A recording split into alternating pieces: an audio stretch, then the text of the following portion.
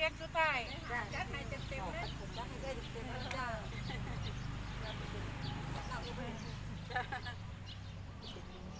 อีกเพลงหนึ่งอีกเพลงหนึ่ง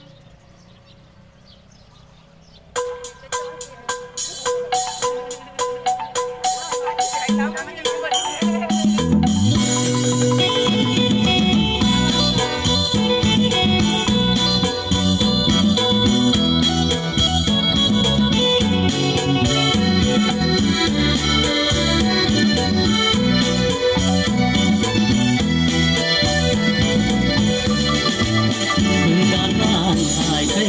นอดาคนงามสุดแก้มสยามเมืองน้ำดำน้ำว่าบึงกาฬไอ้ขอเชิญชวนให้มาเที่ยวมวนน้ำกันเพื่อสร้างเสริมความสัมพันธ์ให้มันแก่นเหนียวแน่นแสนดีถึงการบ้านไทยจังหวัดไม่อยากให้คนงามแวะมาเยี่ยมยามเบิ่งความงามแดนดินที่นี้ผู้ว่าผู้สิงน้องผู้หญิงงามหลาย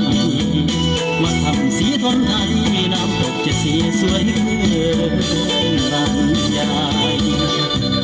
ย่ำเอาพรรษาสิฟ้าเที่ยวงานแข่งเรือมีปีละเทืองานแค่เรือสองฝั่งลาวกันแล้วจังไปลองแค่อยู่น้องเลยให้เห็นใจแก่งตาหงมึงคงลงก็สิพาไปผู้พ่อบอกเลยว่าสิพาน้องไต่ขึ้นไปเที่ยวชมสร้างแม่สองนางคือศูนย์กลางสร้างความสัมพันธ์ของไทยเดียวกันที่ผูกพันกันมานานอยากให้คนงามแวะมาเยี่ยมมาชม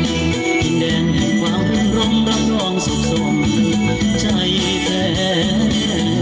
นอ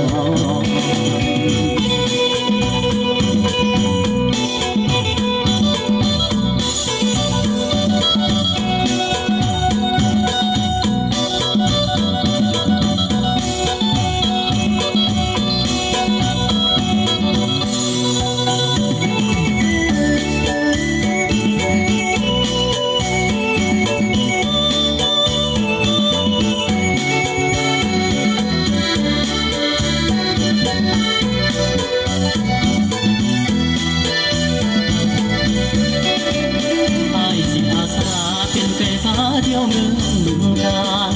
ให้สุขสำราญมันแม่นว่ามาเที่ยวบ้านลาวสิพาไปลองแค่อยู่น้องบ่โซ่ที่ใสทำคุณทำพระอาจสิดากสิพาไป